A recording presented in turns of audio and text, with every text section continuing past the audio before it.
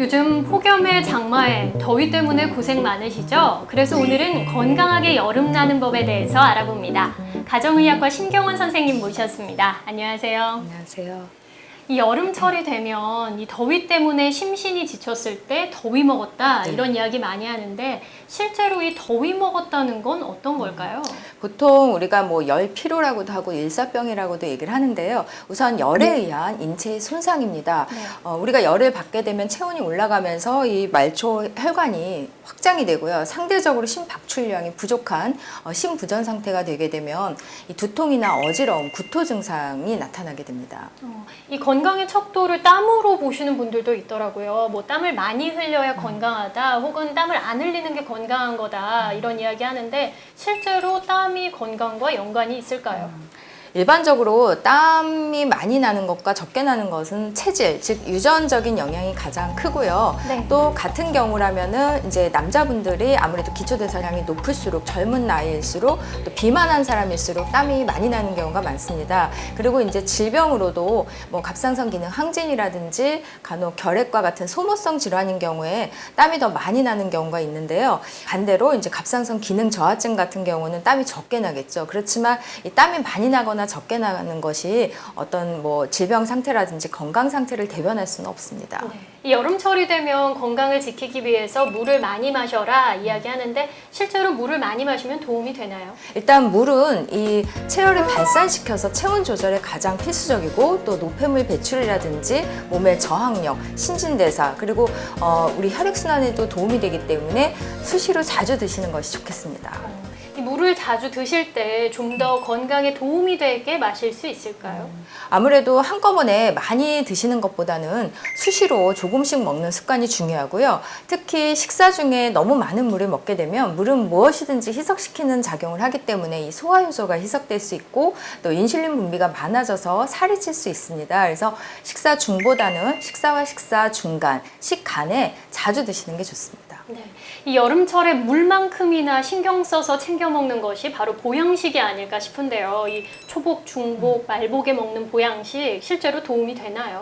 그 일반적인 전통적인 보양식의 경우는 즉각적인 열량과 단백질을 보충해주기 때문에 과거에는 굉장히 이런 것들이 어떤 면에서 필요했을 수도 있지만 최근에 열량 과잉인 분들, 예를 들어 고혈압이나 당뇨, 고지혈증과 같은 성인 질환이 있는 분들에게는 이런 음식이 오히려 해가 될 수 있고요. 채소나 과일이 더 좋은 보양식이 될 수 있겠습니다. 네, 보양식도 내 몸에 맞춰서 먹어야 될 듯합니다.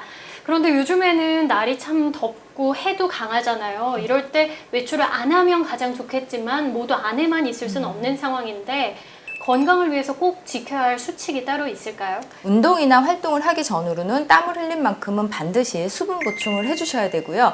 또 정 나가야 된다면 챙이 긴 모자나 양산으로 햇빛을 최대한 가리시는 게 좋고 맨살로 운동하는 건 오히려 더 위험할 수 있으니까 통풍이 잘 되는 긴 옷을 입는 것도 도움이 될 수 있겠습니다. 네. 여러분 규칙적인 생활 그리고 충분한 수분 섭취로 여름철 건강 잘 챙기시기 바랍니다. 안녕하세요. 진행을 맡은 아나운서 전주리입니다. 최근 유행하는 노래 제목 백세 인생처럼 그야말로 장수 시대가 다가왔습니다. 하지만 얼마나 오래 사느냐보다 얼마나 건강하게 사느냐가 더 중요할 텐데요. 그래서 건강하고 활기찬 101세를 맞이하기 위해 똑똑하고 친절한 건강쇼를 준비했습니다. 오늘 도움 말씀 주실 비만주치 강재현 교수님, 무릎학 박사 정형외과 전문의 이수찬 원장님 모셨습니다. 네, 어서 오세요. 안녕하세요. 안녕하세요. 요즘 우리나라 평균 수명이 많이 늘어났다고 하던데요. 어느 정도인가요? 제가 그 질문에 대답하기 전에 우리 강 교수님과 전주리 아나운서한테 질문할게요. 몇 살까지 살고 싶으세요? 글쎄 가능할지 모르겠지만 90? 90? 예. 너무 욕심인가요? 많이 더 하셔도 될 것 같은데. 전주리 아나운서 몇 살까지 살 수 있을 것 같아요? 저희 때는 더 늘어나지 않을까? 한 150세? 오. 그 2013년도 통계에 의하면 평균 수명이 81.9세. 물론 남자와 여자하고 조금 차이가 있습니다. 남성이 여성보다 조금 적게 살고 여성은 좀 더 오래 사는 걸로 되어 있습니다. 그런데 중요한 거는 건강 수명인데 건강 수명은 66세입니다. 그래서 한 16년 정도는 병을 달고 살고 있는 그런 상태입니다. 그래서 우리는 건강하게 오래 사는 법을 오늘 이 시간에 같이 공부를 해야 될 것 같습니다. 건강 수명을 쭉 늘리고 이 활기찬 101세를 맞이하기 위해서는 우리가 준비해야 될 것들이 참 많다는 얘긴데요. 그래서 오늘 저희가 준비한 시간은요. 노년층에 딱 맞춘 다이어트 비법입니다. 네, 강재원 교수님, 우리나라 노년층의 비만율은 어느 정도이고 어떤 기준을 넘어서면 비만이라고 말하나요? 네, 사실 실제적인 기준은 허리둘레를 재는 겁니다. 남성의 경우는 허리둘레가 90cm, 36인치 이상이거나 여성의 경우는 85cm, 즉 34인치가 넘어가면 복부 비만이라고 얘기를 하는데요. 사실 이 복부 비만의 그 유병률이 매우 높아서 남성의 경우는 거의 30% 노년기에 있고 여성의 경우는 거의 40%를 육박하는 정도로 나날이 증가하고 있습니다. 전국적으로 아무래도 모든 연령층이 다이어트 열풍이 불고 있다고는 하지만 우리 어르신들까지 이렇게 다이어트에 동참해야 하나 이런 생각도 들긴 하거든요. 실제 비만은 미용의 문제나 외모의 문제가 아니라 많은 성인병을 유발하기 때문에 문제가 됩니다. 많은 분들이 걱정하는 고혈압, 당뇨병, 지방간, 고지혈증, 또 뇌혈관 질환과 심혈관 질환이 다 비만, 특히 복부 비만 때문에 일어나고요. 또 최근에 많이들 관심 있는 치매도 비만이 유발하는 것으로 되어 있기 때문에 사실은 건강 수명을 높이고 삶의 질을 높이기 위해서 노년기에도 꼭 체중 조절이 필요한 겁니다. 통계에 의하면 우리나라의 경우에 65세가 넘으면 80%가 관절염 소인을 가지고 있고 75세 이상이면 거의 100%가 관절염 소인을 가지고 있습니다. 물론 이렇게 관절염 소인을 가지고 있다가 다 환자는 아닙니다. 한 4분의 1만 환자이고 이때 관절염이 생겼을 때 가장 치료해야 될 1번이 역시 체중 조절입니다. 몸무게를 1kg만 줄여도 무릎에 가하는 하중이 3kg가 줄어들고 이 1kg가 많아지면 그만큼 하중이 많아집니다. 그러니까 5kg를 만약에 줄이면 관절염이 있는 환자들의 통증이 50%가 감소된다니까 관절염에서 가장 중요한 것은 체중을 줄이는 것입니다. 아, 그러니까 어르신들이 많이 앓고 계신 관절염에도 이 적정 체중을 유지하는 게 큰 도움이 된다는 말씀이시군요. 그렇습니다. 네, 노년층의 체중 관리가 참 중요한데요. 근데 흔히들 이런 말 하잖아요. 나이가 들수록 살을 빼기가 더 어렵다고요. 어떤가요, 선생님? 예, 사실입니다. 사실 노년기에는 오히려 체중 조절이 꼭 필요한 반면에 실천하기가 좀 어려운데요. 첫 번째 이유는 기본적인 몸의 에너지 소비량, 기초대사량이 20-30%까지 저하돼 있다는 거죠. 즉 많은 분들이 젊을 때보다 덜 먹는데 체중이 는다라는 얘기를 하시는데 바로 기초대사량 저하 때문이고요. 또 하나 중요한 점은 근육이 약화되고 그다음에 관절에 문제가 생긴 분들이 많다 보니까 오히려 운동이나 신체 활동량을 확보하는 게 더 어려워지는 이 두 가지 문제 때문에 노년기에는 체중 조절이 더 어렵습니다. 네, 체중 조절에서 빼놓을 수 없는 게 바로 식단 조절이잖아요. 이 어르신들은 체중 관리를 위해서 식단을 짤 때 어떻게 짜는 게 좋을까요? 네, 제가 그 화면 보시면 1,500칼로리 기준으로 식단을 한번 짜봤습니다. 사실 연세 드신 분들의 경우 또 지나치게 적게 먹게 되면 네. 오히려 문제가 될 수 있기 때문에 천천히 한 달에 한 1-2kg 정도 빠질 수 있는 식단이 되겠는데요.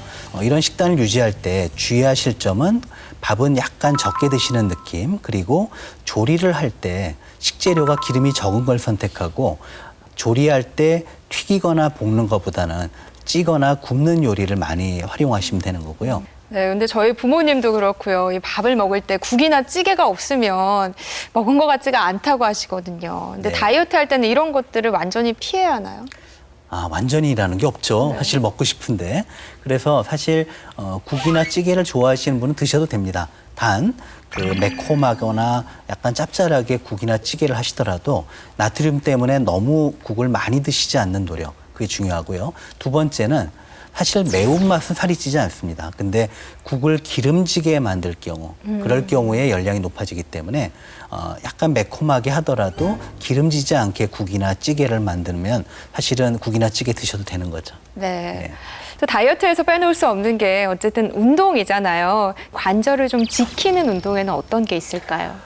운동할 때 사실은 연세가 많은 분은 근육이 다 강직이 오고 근육 자체가 부드럽지가 못합니다. 그래서 꼭 맨손 체조, 본격적인 운동하기 전에 5분, 10분 맨손 체조를 꼭 하셔서 근육을 풀어주십시오 하고 말씀드립니다. 두 번째는 운동을 할 때 한 운동만 집중적으로 하시는 거는 좀 피해달라. 예를 들면 윗몸 일으키면 계속 한다든지 또는 엮기만 계속 드는 상체 운동을 위해서 엮기만 계속 드는 그런 불균형한 운동은 하지 마시고 상체 하체를 균등하게 할 수 있는 운동을 하시고 그다음 꼭 유산소 운동을 해 주셔야 좋을 것 같습니다.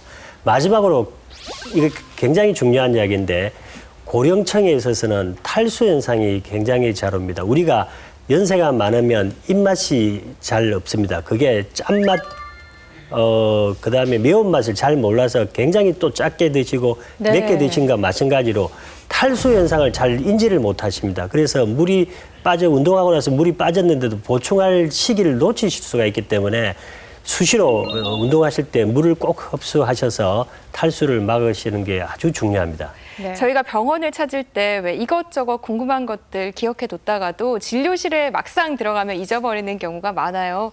또 아니면 이런 것까지 물어봐도 되나 싶어서 묻지 못한 질문들 있으시죠? 그래서 저희가 준비했습니다. 친절한 진료실, 차마 묻지 못했던 질문들 모아봤습니다. 함께 보시죠. 의사 선생님, 왜 나 런닝머신하고 계단 밟기하고 운동을 열심히 하는데 매일같이 같은 시간에 운동을 해도 왜 뱃살이 안 빠져요? 제가 다이어트 하려고 밥도 반 공기로 줄이고 배고픈 것도 얼마나 참고 있는데 왜 살이 안 빠지는 거예요? 제가 다이어트 하려고 수영도 하고 등산도 하고 하는데요. 이 몸이 쑤셔서 계속 해야 되는지 말아야 되는지 궁금하네요. 제가 하루에 1시간씩 걷는데요. 천천히 걷는 게 허벅지에 힘주고 걷는 게 나은지 빨리 걷는 게 나은지 관절이 안 좋아서 그러는데 어떤 게 좋은지 모르겠어요. 그것 좀 알아보고 싶어요. 네, 정말 재밌는 질문들이 많네요. 첫 번째 질문부터 좀 살펴볼까요? 운동을 하는데 뱃살이 안 빠집니다. 이렇게 얘기하는 분들 많죠. 저도 그래요. 아유, 뭐 날씬하신데요. 근데 많은 분들이 그렇게 고민하시는데요. 첫 번째 이유는 운동이 적절하지 않았기 때문이에요. 어떤 분들은 윗몸 일으키기만 하세요. 뱃살이 네. 되겠다고. 근데 사실은 내장 지방을 태우려면 걷기나 등산, 수영 같은 유산소 운동을 해야 되는데 복근 운동만 하고 있는 거죠. 그래서 우선 운동을 선택할 때 내가 지금 빼려고 하는 체지방 또는 내장 지방을 제대로 태우는 운동인가를 한번 확인해 보실 필요가 있고요. 만약에 잘 모르겠으면 담당 선생님하고 상의하시고요. 두 번째는 아무리 운동을 많이 해도 먹는 데는 장사 없습니다. 그러니까 만약에 운동을 정말 적절히 하는데도 배가 안 들어간다면 식단 관리를 조금 더 철저히 하는 게 훨씬 빠른 좋은 결과를 가져올 수가 있습니다. 아니, 그런데요. 많이 안 먹는데도 살이 안 빠진다고 느낄 때가 있어요. 네. 제 환자들은 다 그렇게 얘기하세요. 오시면 새 모이만큼 먹는데 왜 찌는지 모르겠다 그러시거든요. 네. 제가 제일 먼저 하는 일은 식사 일기를 드려요. 그러면 일주일 정도 적어 오시는데 일주일 있다 오시면 그 얘기를 못 하세요. 적어 보니까 의외로 많이 먹고 있는 거죠. 그래서 사실 나는 조금 먹는다 얘기하시는 분들은 식사를 조금 하시는 분들이 많아요. 근데 그 이외에 뭐 음료수 한 잔, 쿠키 한 개, 그다음에 어떤 경우에 초콜릿 한 개 이렇게 손가락으로 집어먹는 것들이 많은 경우가 많기 때문에 진짜 난 조금 먹는데 체중이 는다 그러면은 한번 일주일 정도 드시는 걸 다 적어보시는 게 하나 도움이 되고요. 두 번째 이유는 많이 안 먹는데 소위 찌는 것만 드시는 분들이 많아요. 그러니까 조금 먹는데 열량이 높은 것만 먹는 거죠. 그래서 그런 식단을 건강식 또 저열량식으로 바꾸는 것이 도움이 됩니다. 네. 이수찬 원장님, 저는 궁금한 게 산책과 빠른 걷기 중에 어떤 게 살이 더 빠질까거든요. 왜 어떤 분들은 어떻게 걷느냐가 중요한 게 아니라 오래 걸어야 된다 말씀하시는 분들도 있고요. 아니다, 땀이 날 정도로 좀 빠르게 짧은 시간이라도 강도 높게 하는 게 중요하다 이런 말씀하시는 분들도 있거든요. 어떤가요? 산책을 하게 60분 걷는 거하고 20분 빨리 걷는 거하고 어느 쪽이 더 효과적이냐. 네. 낮은 강도로 만약에 걷고 이렇게 하게 되면 그 에너지원이 지방에서 나오는 거고 빠른 높은 강도로 운동을 하게 되면 네. 그 에너지원이 탄수화물이 됩니다. 그래서 아까 말씀드린 정답은 60분 천천히 걷는 게 체중 조절하는 데 도움이 된다. 20분 빨리 걷는 것보다 60분 천천히 걷는 게 다이어트 하는 데 도움이 된다는 걸 말씀드리고 싶습니다. 아, 그렇군요. 또 요즘 본격적인 단풍철이잖아요. 다이어트 하시는 어르신들께서 등산 또 계획하시는 분들도 많이 계시더라고요. 예. 등산하다 또 다치시는 경우도 좀 많으신 것 같고요. 어떤 점들 좀 주의해야 할까요? 등산도 그 체중을 줄이는데 좀 좋은 운동은 맞는데 네. 이제 연세 많으신 분들 특히 계단을 내려올 때 또 등산하다가 내려올 때 다치시기도 많이 다치고 무릎에 네. 통증을 많이 느끼시는 분이 있습니다. 이게 왜 그러냐면 계단을 오를 때의 무릎의 하중보다 2배가 올라가고 계단을 내려오면 3배에서 4배가 더 압력이 가해집니다. 그래서 등산을 갔다가 내려오실 때는 가능하면 스틱 또는 지팡이를 이용해서 체중을 분산해서 내려오시면 좋겠고 신발을 어떤 분은 저도 등산을 좋아하는데 가끔씩 아주 미끄러지는 신발, 예를 들면 슬리퍼 같은 것도 신고 올라가시는 용감한 분도 계신데 네. 절대 그러시면 안 된다 하고 말씀을 드리고 등산은 꼭 몸에 맞는 자기 수준을 넘어서 하게 되면 체중 조절도 안 될 뿐더러 무릎 부상을 많이 입을 수 있다는 것을 명심해 주시면 좋겠습니다. 그리고 운동을 하고 다음 날 항상 겪게 되는 게 근육통이잖아요. 아, 네. 여기도 막 쑤신 것 같고 저기도 좀 쑤신 것 같고요. 이럴 때는 오늘도 운동을 해야 되나? 누구는 그렇게 운동을 해야 또 근육이 풀린다고 말씀하시는 분들도 있고요. 그런 날은 좀 하면 안 된다고 조언해 주시는 분들도 있더라고요. 네. 어떤 게 맞을까요? 저도 경험이 있는데 네. 옛날에 한때 제가 헬스장에서 헬스를 많이 해서 코치가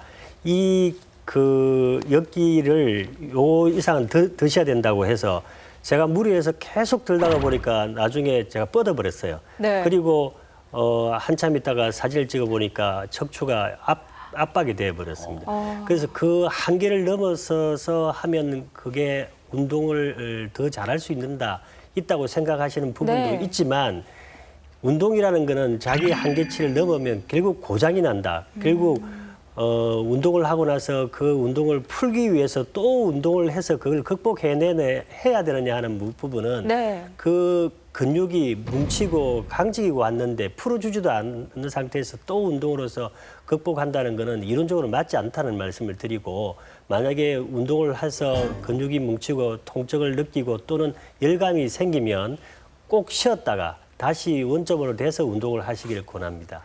그러니까 단순한 근육통뿐만이 아니라 약간 열감이 느껴지면 운동을 좀 중단하는 게 좋은 거군요. 그 열감이 견딜 수 있는 열감이 있고 아주 심한 열감이 있는 그거는 이제 구별을 해야 되는 건데 네.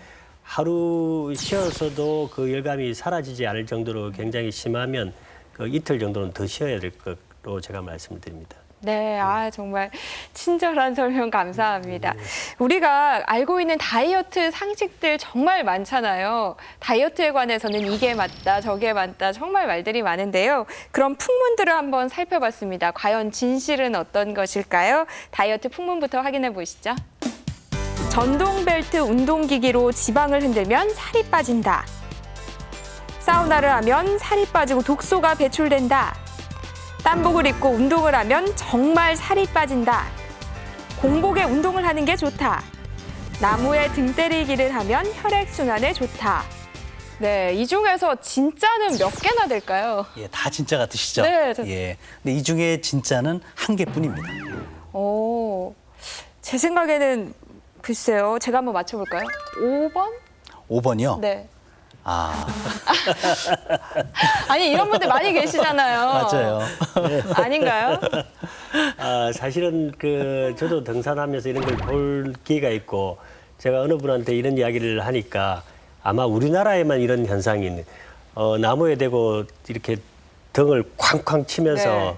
아마 그렇게 하면서 본인이 희열을 느끼고 이게 혈액순환도 좋아지고 네. 마사지 효과도 있고 뭐 이런 이야기를 제가 들었습니다. 나무에 기도 받는다고 하시더라고요. 예, 뭐 그런 이야기도 제가 들었는데 사실 그러한 혈액순환에 도움이 되고 마사지 효과가 마사지 효과까지는 모르겠습니다만 혈액순환에 도움된다는 건 근거 없는 이야기다고 말씀을 드리고 그렇게 등에 쾅쾅 치면서 저도 한번 해봤습니다. 그러니까 네. 어떨 때는 머리가 아프더라고요. 그러시죠. 그리고 사실 이렇게 쾅쾅 치면서 디스크나 척추 압박 골절의 환자를 제가 외래에서 본 적이 있습니다.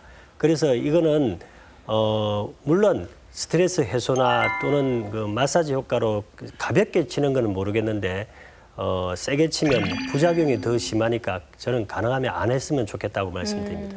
네. 예. 그럼 제가 이번에 또 정답에 두 번째 예. 도전을 해보도록 하겠습니다. 정답 2번? 아쉽게도 또 틀렸습니다. 아닌가요? 아 예. 근데 사우나 가서 땀 빼고 나면 그 체중계 올라가 보면 좀 줄어 있어요. 실제로 줄죠. 네. 사실 사우나에 들어가기 전에 체중을 재고 나와서 재면 1kg 이상 차이 나는 경우도 많은데요. 사실은 체지방이 빠진 게 아니라 몸에 수분이 빠진 겁니다. 어떤 분들 보면은 이렇게 해서 체중을 빼겠다고 힘든데도 사우나에서 오랫동안 참고 버티는 분들이 있거든요. 네. 이렇게 되면 오히려 탈수가 많이 진행이 되면서 나오시다가 실신하거나 다치는 수도 있어요. 그리고 바로 나와서 물을 드시거나 식사를 하면 바로 원상 체중으로 돌아가기 때문에 사우나는 체중 조절하고는 상관이 없습니다. 아 그러면 비슷한 원리로 왜 운동할 때 땀을 많이 내기 위해서 땀복 입고 운동하시는 분들도 많이 계시잖아요. 네. 그럼 이것도 별로 효과가 없다는 얘기네요. 예, 이번에 맞추셨습니다. 네. 효과가 없습니다. 사실 땀복을 입고 하게 되면 그렇지 않아도 운동을 할 때 땀이 나는데 거기다가 덥게 가열을 하니까 땀을 더 많이 흘리거든요. 이것은 아까 이수찬 원장님도 말씀하셨지만 운동하시다가 탈수가 돼서 위험한 상황이 원래 오기 쉬운데 땀복을 입고 하게 되면 더 위험할 수도 있고요. 땀복보다는 오히려 통기가 잘 되고 열이 잘 배출되는 그다음에 땀을 잘 흡수하는 그런 가벼운 옷을 입고 하시는 게 훨씬 좋습니다. 네. 아 저 이제 진짜 정답 맞출 수 있을 것 같아요. 들어본 것 같거든요. 왜 공복에 운동하면은 다이어트에는 진짜 좋다고 들었어요. 이번에 맞추셨습니다. 사실은 그 공복 시에 운동을 하게 되면 네. 그 체지방을 태우게 되는 거죠. 그래서 공복 시에 운동을 충분히 하면은 체지방을 태우는 데 분명히 도움이 되고요. 다만 사실 운동을 할 시간이 그렇게 아무 때나 자주 나는 게 아니기 때문에 꼭 공복 시에만 하고 나머지 시간에 꼼짝도 안 하실 게 아니라 네. 공복 시건 식후건 움직이거나 운동할 수 있는 시간은 짧게라도 여러 번 자주 하시는 게 가장 좋습니다. 네. 아, 맞춰서 기분이 좋네요. 그럼 1번이 바로 일명 덜덜이라고 하는 이렇게 몸을 좀 떨게 해주는 기계가 살을 빼는 데 도움이 된다 이거였잖아요. 그렇다면은 실제 정답이 아니니까 덜덜이는 전혀 다이어트에 효과가 없다는 얘기죠? 이게 헬스장에 가면 덜덜덜덜 하면서 네.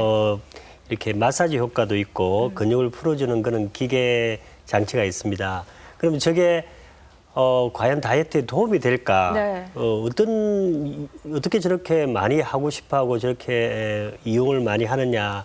그런데 이게 이렇게 달달달 틀면 네. 우리가 지방이 뭉친 거를 풀어주는 좀 분리하는 그런 효과는 있습니다. 네. 그런데 그렇다고 해서 다이어트에 직접적인 효과가 있는 건 아니고 이렇게 풀고 나서 결국은 유산소 운동을 해야 지방을 우리가 흔히 말하는 태워준다 그러는데 태우고 녹이는 효과는 유산소 운동을 하지 않는 이상 그것만 하고는 아무 도움이 안 됩니다.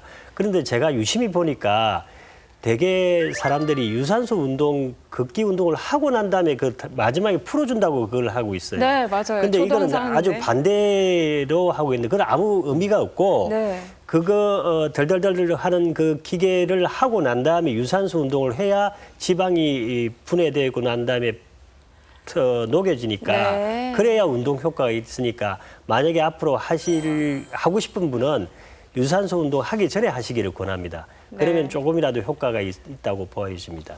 그러니까 사실 일명 그 기계가 다이어트에 직접적인 도움은 되는 건 아니지만 굳이 하고 싶고 효과를 조금이라도 보고 싶다면 유산소 운동 전에 맞습니다. 하면 좋다는 말씀이시죠? 예, 그렇게 해야 됩니다. 네, 바야흐로 천고마비의 계절입니다. 날씨는 선선해지고 먹을 것도 풍성해져서 살이 찌기 쉬운 계절이기도 한데요. 무엇보다 건강이 우선입니다. 오늘 저희가 알려드린 노년층에 맞춘 다이어트 비법이 좀 도움이 되셨으면 좋겠습니다. 자, 오늘 도움 말씀 주신 강지연 교수님, 이수찬 원장님 감사합니다. 감사합니다. 네, 다음 시간에 뵐 때까지 건강하세요. 고맙습니다.